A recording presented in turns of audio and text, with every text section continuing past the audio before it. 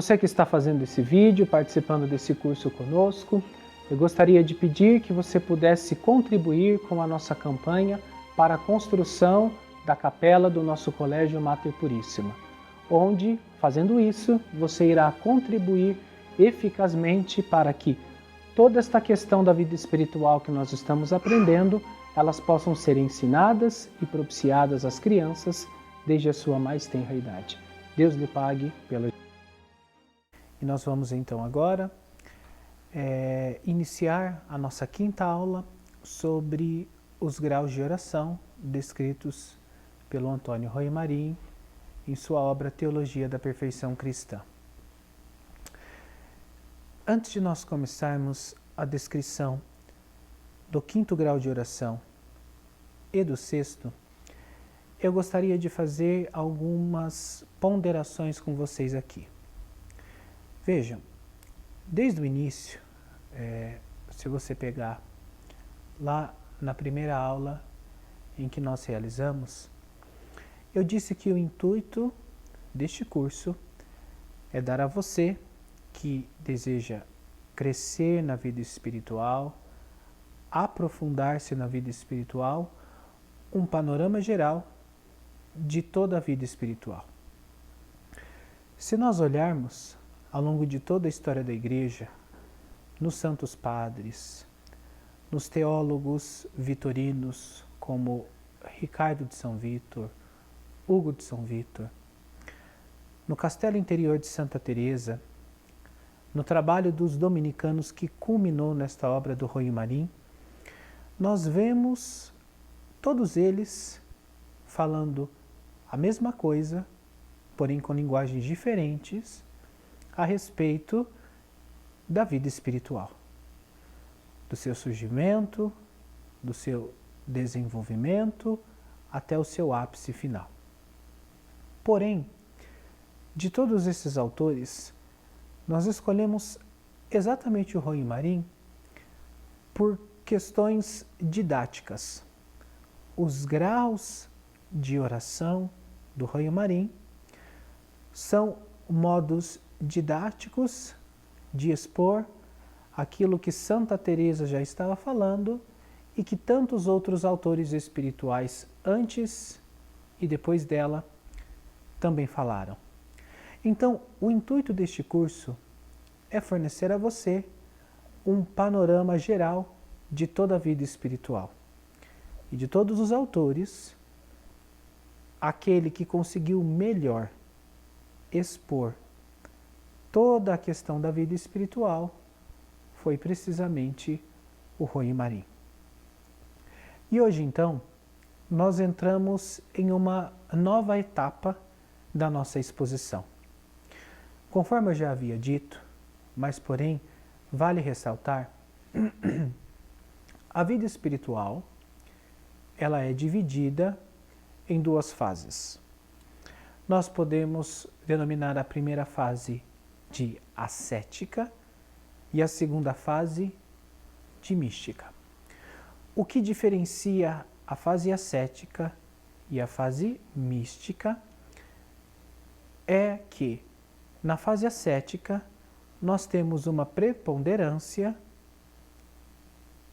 da nossa vontade que busca, movida pela graça, ou melhor, a nossa vontade que é convidada pela graça a se esforçar-se em crescer na vida espiritual. Isto se dá pelo desenvolvimento das virtudes teologais. Porém, já na fase ascética, nós temos também já a influência dos dons do Espírito Santo, do mover do Espírito Santo, e, portanto, também nós temos realidades, fenômenos místicos. Porém, a preponderância está na questão ascética.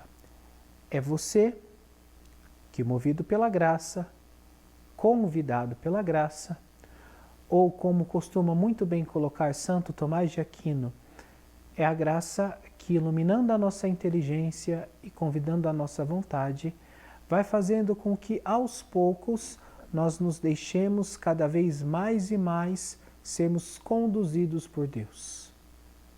Enquanto que na fase mística existe uma mudança. Agora, quem puxa a coisa é Deus. É Deus que começa a mover a alma cada vez mais e mais sobrenaturalmente através dos dons do Espírito Santo. E ele precisamente só pode fazer isso na fase mística porque a alma que entrou nessa etapa da vida espiritual, ela, através do desenvolvimento das virtudes teologais da fé, da esperança e da caridade, está apta a ser cada vez mais e mais movida pelos dons do Espírito Santo.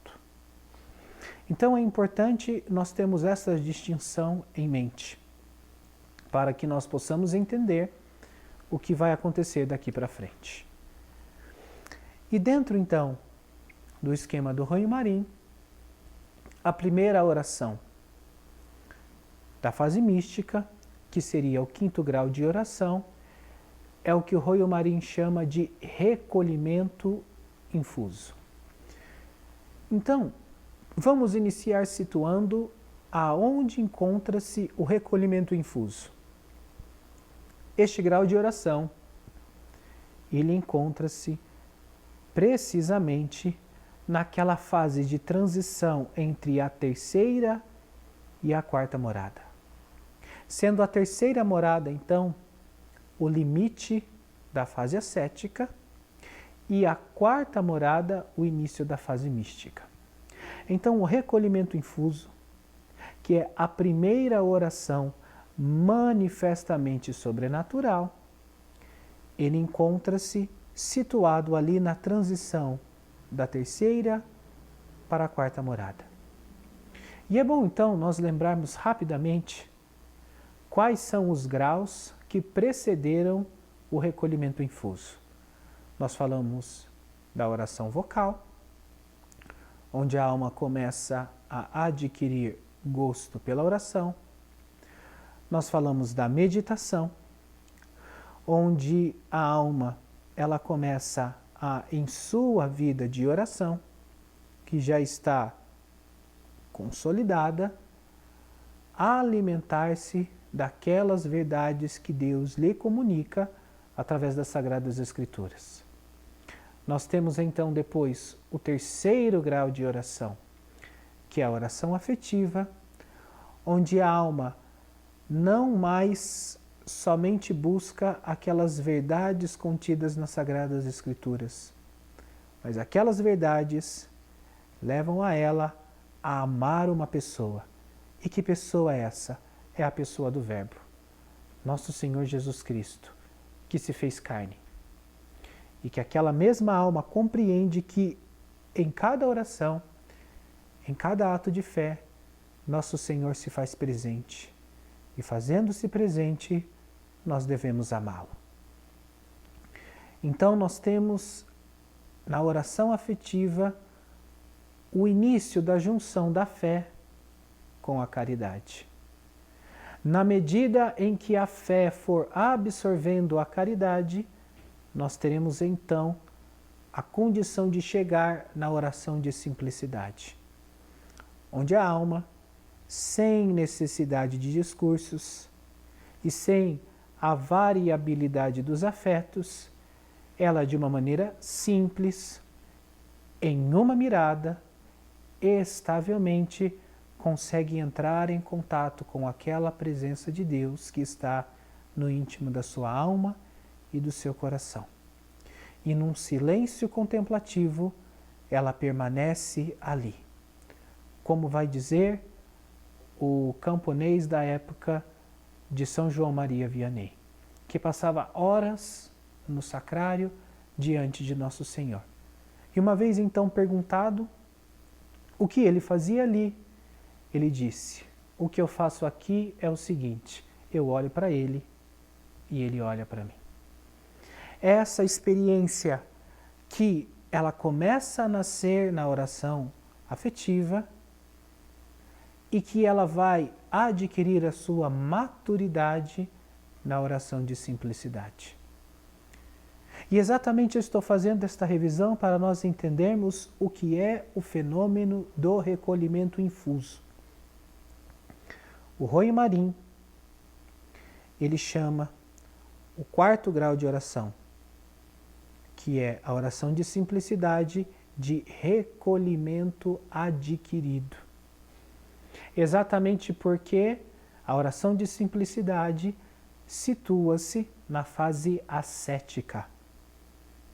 É a alma que, na medida em que ela retifica sua vida passional, na medida em que ela tem uma vida contida, na medida em que ela tem um alto domínio de si, na medida em que ela não se deixa levar por qualquer coisa que aconteça na sua vida, afligindo-se, ela vai adquirindo uma capacidade de se recolher na oração. Mas é um recolhimento adquirido. O que acontece no quinto grau de oração é que a alma recebe de Deus um recolhimento muito mais profundo, que não é fruto do trabalho dela, mas é dado precisamente por Deus. É Deus que chama a alma e quando a chama, ela volta-se para o seu interior, ali onde o Cristo habita, aonde a majestade infinita está presente e se comunica com ela. Então, é uma experiência mais profunda da oração de simplicidade. É a experiência da oração de simplicidade, porém levada ao nível da sobrenaturalidade. E aqui que é importante nós entendermos isso. O recolhimento que Deus dá, no recolhimento infuso, ele é muito mais profundo do que o recolhimento que a alma havia aprendido a desenvolver na oração de simplicidade. Este recolhimento infuso faz com que a alma volte-se para o interior de si e possa enxergar ali, enxergar aqui, estou falando com uma figura de linguagem, é óbvio, mas ela percebe que Deus está ali. Existe uma percepção sobrenatural da presença de Deus que a chama. E veja que coisa interessante. Santa Teresa, para explicar esse fenômeno, ela usa a comparação do pastor. O pastor, assim que ele assobia, a ovelha escuta e é capaz de reconhecer a voz do pastor e se volta para ele, deixando tudo aquilo que ela estava fazendo naquele momento. Ela reconhece a voz do pastor. Assim como Jesus vai dizer em João capítulo 10, as minhas ovelhas me conhecem, eu as conheço e elas ouvem a minha voz. Aquilo que Jesus estava tentando explicar no capítulo 10 de São João cumpre-se nesta etapa da vida de oração, no recolhimento infuso. O Cristo fala e quando ele fala, as suas ovelhas ouvem-no. E ao ouvirem, deixam tudo o que estavam fazendo e voltam-se com um recolhimento infuso para o interior de sua alma e ali elas se dão à escuta da voz do bom pastor. Essa atenção, ela é aperfeiçoada, explica o Roy Marin, pela ação de 3 dons do Espírito Santo, que é o dom do conselho, o dom da fortaleza e o dom da ciência. Esses dons fazem com que a alma ela volte-se muito mais atentamente para a voz de Deus no interior de sua alma e de seu coração. Uma correção. Os dons dos quais o Rôio Marim fala são ciência, conselho e inteligência. Esses dons, então, eles aperfeiçoam a atenção da alma para que ela se volte para aquele Cristo, para aquele Deus, para aquele Rei que fala no íntimo de sua alma e no íntimo de seu coração. E isso tem efeitos espetaculares na vida espiritual da pessoa. O Rôio Marim coloca alguns aqui e eu gostaria de só mencioná-los. O primeiro deles, uma viva presença de Deus sobrenatural e infusa que precede ordinariamente o recolhimento enquanto tal.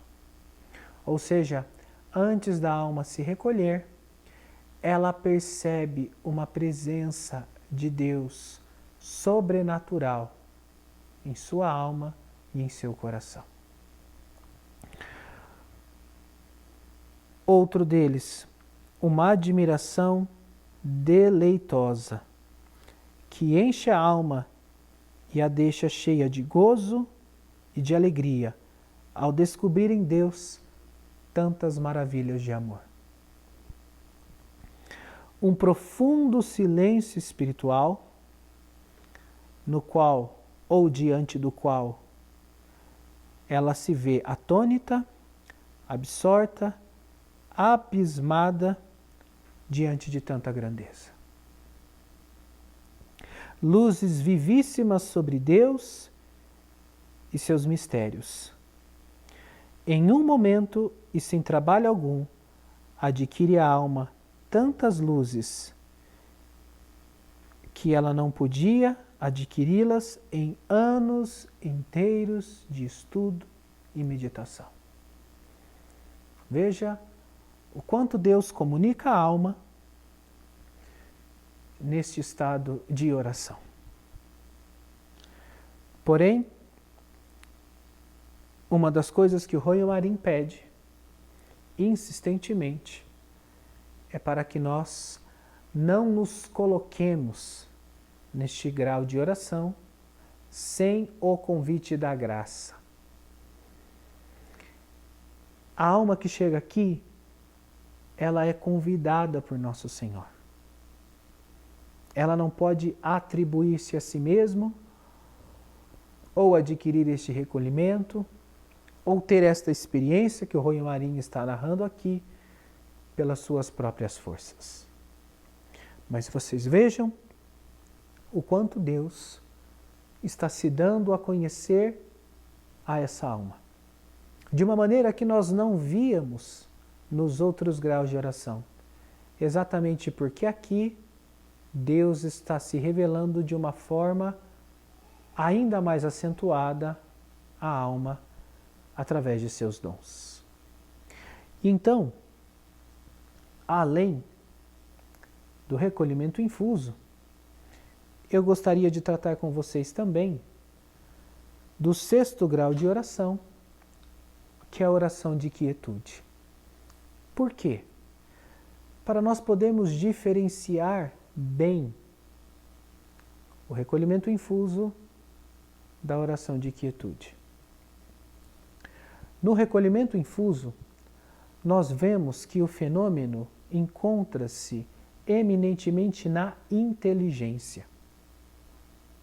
É Deus que, com as suas luzes, atrai a alma para si, para que ela possa, então, ouvir a sua voz com uma atenção aperfeiçoada pela ação dos dons do Espírito Santo. Enquanto que na oração de quietude, nós veremos agora uma diferença. O fenômeno não está mais sobre a inteligência, mas o fenômeno está agora sobre a vontade. E o fenômeno não se manifesta agora simplesmente por uma atenção que a alma dispensa em relação à ação da graça, mas o fenômeno agora ele concentra-se na vontade. Vamos ver a descrição do Rônio Marim. A oração de quietude consiste em um sentimento íntimo da presença de Deus que cativa a vontade e dão à alma e ao corpo uma suavidade e deleite verdadeiramente inefáveis. Então, o que acontece aqui agora é que a graça, ela está movendo a vontade da alma. Então, nos momentos em que a pessoa, ela tem esse fenômeno, ela recebe esse tipo de oração, o que acontece é que a sua vontade deseja única e exclusivamente Deus. E é uma vontade violenta. É uma vontade que está sendo movida pela caridade. Mas essa caridade, ela começa a permitir a atuação do sétimo dom do Espírito Santo, que é o dom da sabedoria. A alma começa então a ter as primeiras manifestações autênticas de uma caridade sobrenatural para com Deus. E quem está dando esta caridade a ela é o próprio Deus. Interessante que a Santa Teresa, quando chega nesta fase da vida espiritual, ela lembra daquela citação de Jesus que está em João, no capítulo 7. Onde Jesus, ele vai dizer: quem tiver sede, venha a mim e beba. Quem crer, do seu interior manarão rios de água viva. O que são esses rios de água viva que manam da alma? É exatamente o Espírito Santo que infunde na alma uma caridade sobrenatural, permitindo ela ser movida pelo dom da sabedoria, fazendo com que a alma, naquele momento, ela ame a Deus de uma maneira sobrenatural. Então, a vontade é refém deste fenômeno. A inteligência está livre, o imaginário está livre, os sentidos externos está livre, porém, em tudo o que a alma está fazendo, ela deseja apenas uma coisa, e é um desejo ardente, impetuoso. Ela deseja Deus. Ela ama a Deus ardentemente em cada um daqueles momentos. E é aqui que o Rônio Marim diz que nós começamos a ter a perfeita junção de Marta e Maria. Nós vemos no Evangelho de São Lucas que Jesus, certa vez, presente na casa de Marta e Maria, Maria colocava-se aos seus pés, ouvindo a sua voz, enquanto que Marta estava a trabalhar na cozinha. Então nós vemos em Maria a dimensão contemplativa. Nós vemos em Marta a dimensão ativa. O que começa a acontecer aqui é a perfeita junção de Marta e Maria. Não é? Nós não podemos extinguir as duas das nossas vidas.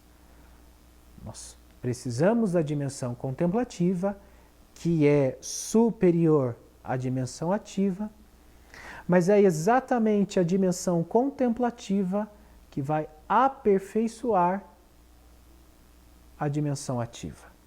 Isto começa a acontecer aqui já na oração de quietude. Na verdade, o que está acontecendo aqui é que Deus está preparando a alma para se revelar a ela de uma maneira ainda mais íntima no próximo grau de oração, que é a contemplação infusa. Então, neste período, onde nós temos o recolhimento infuso e a oração de quietude, Deus está trabalhando as duas potências.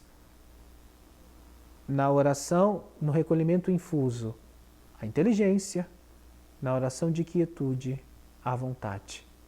Preparando-as então para aquilo que Ele dará à alma na contemplação infusa, não é?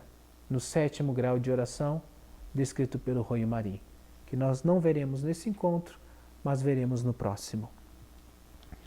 Então eu gostaria de colocar aqui para vocês alguns efeitos desta oração, da oração de quietude. Uma grande liberdade de espírito. Aqui começa a cumprir-se aquilo que Jesus havia dito em João no capítulo 8. Não é? Vocês conhecerão a verdade e a verdade vos libertará. Não é? Aqui nós começamos a vivenciar verdadeiramente esta liberdade da qual Cristo falava. Temor filial de Deus com medo de ofendê-lo. Aqui então, a alma, ela não quer pecar por causa do inferno. Ela não quer pecar porque ela não quer ofender a Deus. Não é? O inferno para a alma aqui é cometer uma ofensa àquele que concede a ela tantos favores. Grande confiança da eterna salvação. A alma, com grande confiança, ela vê que ela será salva. Deus está dando para ela, infundindo na alma dela a certeza da sua salvação. Amor, a mortificação e a trabalhos. Então, este amor ardente por Deus que a alma tem, e amor é entrega, faz com que então ela aumente as suas penitências, aumente os seus trabalhos, porque tudo isso é fruto desta vontade que está sendo movida pela caridade. Profunda humildade. Desprezo dos deleites terrenos. Veja que coisa interessante. Aqui nada mais atrai a alma nesta vida, porque ela está experimentando os deleites do céu, os deleites celestes. Crescimento em todas as virtudes. Então aqui nós começamos a ver manifestamente se manifestando na vida da pessoa algo que Santo Tomás de Aquino desenvolveu belíssimamente na Suma Teológica, que muitos inclusive questionam da sua existência hoje, mas que existem, e são as virtudes infusas, ou virtudes heróicas. Porque Deus, ao infundir a caridade na alma, na oração de quietude, também dá todas as virtudes que precisam ser coerentes com essa caridade que Ele está dando à alma. Castidade infusa, fortaleza infusa, paciência infusa, prudência infusa, justiça infusa e tantas outras virtudes que precisam ser coerentes com esta caridade sobrenatural. E é aqui então que nós começamos a ver o porquê que Jesus disse na 7ª bem-aventurança que os pacíficos seriam chamados filhos de Deus. Porque esta pessoa, com esta caridade desenvolvida, ao agir heroicamente por conta das virtudes infusas, as pessoas olham para ela e elas simplesmente dizem: Se essa pessoa não é Deus, ela só pode ser um filho dele. Não é? Tamanho é um modo de viver excelentíssimo que essa alma adquire através das virtudes que lhe são dadas, juntamente com a caridade na oração de quietude. Então vejam, esses são os fenômenos, os efeitos, melhor dizendo, que nós vemos aqui na oração de quietude. Então vejam a diferença desses 2 graus de oração para os graus da via cética. Aqui Deus está começando, é isso que eu quero que você preste atenção. Deus está começando a mover a alma sobrenaturalmente. Ele ainda tem muito mais graças a dar. Ele ainda tem muitos mais bens a comunicar à alma do que aqueles que nós estamos vendo aqui. Mas mesmo assim, estes nós vemos que são grandiosos, não é? Então, era essa exposição que eu queria fazer a vocês neste encontro e gostaria de frisar mais uma vez, nós estamos fazendo este curso para que você, ao ver todo o itinerário da vida interior, se enamore disto e tenha isto como grande plano da sua vida. Não para você arrogar a si mesmo moradas. Não é isso.